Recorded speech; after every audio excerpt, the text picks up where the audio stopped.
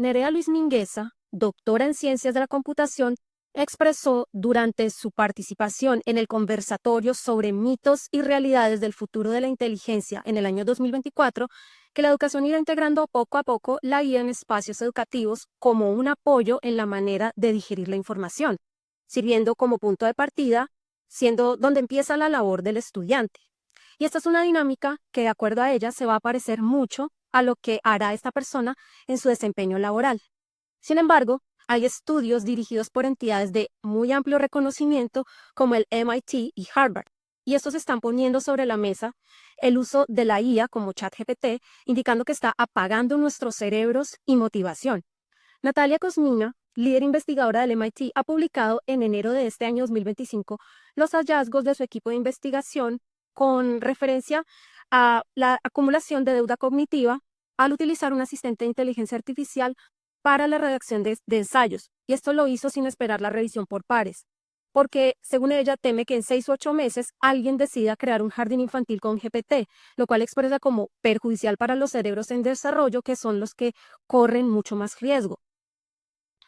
Comparto por completo la preocupación de Natalia, pero aún así apoyo el planteamiento de Nerea.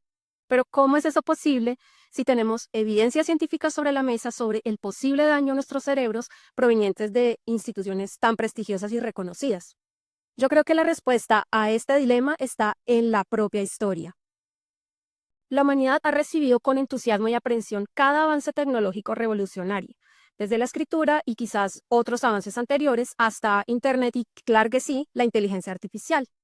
Como bien señala Mireya Veras, cada nueva herramienta ha impulsado a la humanidad a reevaluar su papel fundamental y la naturaleza de sus habilidades inherentes.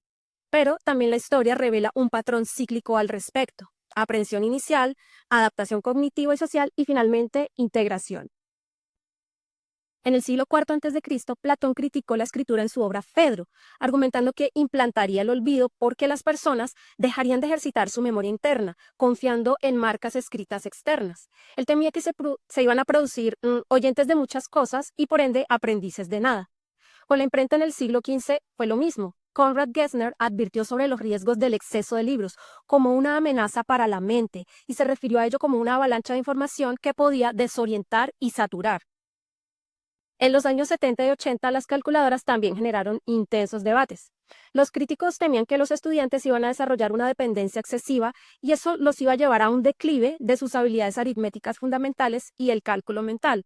Si tienes más de 35 años, probablemente viviste la estricta prohibición de las calculadoras, no solo dentro de los exámenes, sino en las propias aulas, ni siquiera en los salones de clase estaban. En el 2008 también Nicholas Carr escribió ¿Está Google haciéndonos estúpidos?, argumentando que Internet estaba alterando nuestros cerebros, debilitando nuestra capacidad de concentración profunda, cosa que es real, mientras fortalecía la multitarea y el cambio rápido de atención. Es irónico que Platón, detractor de la escritura, legó tanta riqueza, tanta sabiduría a la humanidad justamente en formato escrito. Esto potencialmente a costa del procesamiento profundo y activo inherente a los métodos orales, sí, pero la escritura permitió una preservación y difusión del conocimiento que no, como nunca había sido vista, y esto sentó las bases para avances en la ciencia, en la literatura, en el derecho, en la filosofía, entre muchas otras. También Shane Parrish, en su blog FS, señala que la imprenta, al hacer que el conocimiento fuera repetible, transformó la naturaleza de la memoria colectiva, porque si bien el énfasis en la memorización individual pudo haber disminuido, el poder cognitivo en conjunto colectivo de la humanidad se multiplicó enormemente, y esto permitió una colaboración intelectual sin precedentes. Asimismo, la investigación de Ting-Yao Zheng indicó que los estudiantes que usaban calculadoras con frecuencia no eran necesariamente inferiores en habilidades aritméticas a aquellos que de pronto no la estaban utilizando. E incluso en su investigación, en muchos casos, estos estudiantes ganaron en otros aspectos académicos. Incluso en Texas, la escuela Tinney aboga porque haya una inclusión de la calculadora como un apoyo de aprendizaje, sí, pero solo después del desarrollo de las primeras habilidades fundamentales y cuando estén estas firmemente establecidas.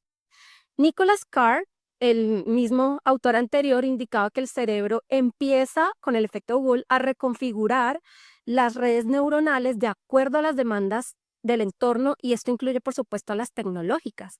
Es cierto que habilidades, algunas pueden disminuir, pero otras, como el triaje rápido de información, el reconocimiento de patrones, probablemente se han ido fortaleciendo en nosotros con esta tecnología.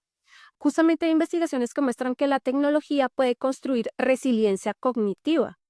La Nature Human Behavior encontró en un metaanálisis que el uso de tecnología digital está asociado con tasas más bajas de deterioro cognitivo en personas mayores de 50 años. Y esto apoya la hipótesis de la reserva tecnológica. Entonces, ¿qué vemos en este escenario? Que se desafía la noción de una atrofia uniforme en la parte cognitiva y nos muestra más bien que hay una coevolución entre la cognición humana y la tecnología, donde nuestro cerebro empieza a optimizar sus recursos para el entorno de información predominante. Recopilando entonces, ¿qué nos enseña la evidencia histórica en este campo?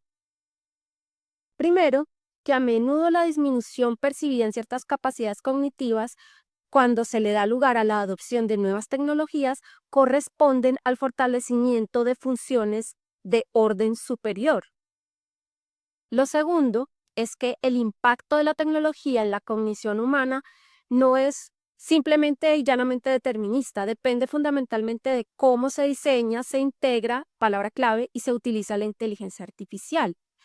Y aquí es donde cobra muchísimo valor el último evento del ciclo: aprehensión, adaptación, integración, como un factor diferencial en la inclusión de la inteligencia artificial, porque una integración inteligente y consciente debería considerar estos aspectos. Primero, el momento adecuado. Hay que secuenciar la exposición a la inteligencia artificial considerando el ciclo vital de una persona.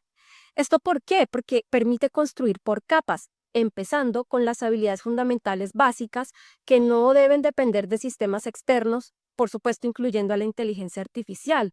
Y en ese sentido, la inquietud de Natalia Cosmina sobre los cerebros más jóvenes es tremendamente válida. Otro elemento es lo que llamo la tétrada indivisible de la alfabetización, compuesta por lo que Aldo Bartra, del canal de YouTube El Robot de Platón, señala como alfabetización crítica para comprender, entender, cuestionar e identificar, por ejemplo, sesgos en la información. La alfabetización mediática, la alfabetización en uso técnico de la inteligencia artificial y muy especialmente la alfabetización ética. Una sin la otra, sin las otras, es insuficiente, porque hay que educar en lo pertinente, en lo vital, en lo más significativo, y elevar de esta manera los porcentajes de uso responsable y positivo de la inteligencia artificial por parte de todos los actores involucrados. Otro aspecto es la práctica consciente. Hay que elegir, nosotros somos capaces de elegir cómo y qué descargarle cognitivamente a la tecnología, pero para eso hay que educarnos también.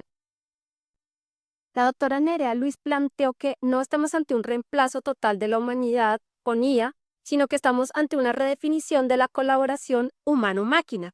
Y esta es una perspectiva que comparto por completo, porque estamos en un nivel de co-creación, de coevolución. Nuestro cerebro se está transformando junto con la tecnología y vamos a la par. Y esto hace que se replanteen constantemente los roles de cada uno. También consideremos que, dado que la IA ya echó raíces profundas y está demostrando su potencial en la educación, en la medicina, en la investigación, tantos ejemplos que vemos en múltiples campos de la vida, nosotros somos parte ya de esa coevolución. No creo que, la verdad, la pregunta deba ser si tenemos que integrar o no la inteligencia artificial, sino cómo vamos a hacerlo de una manera consciente, alfabetizada y diseñada de manera intencional para amplificar lo mejor de todos nosotros los que estamos presentes en este gran momento histórico.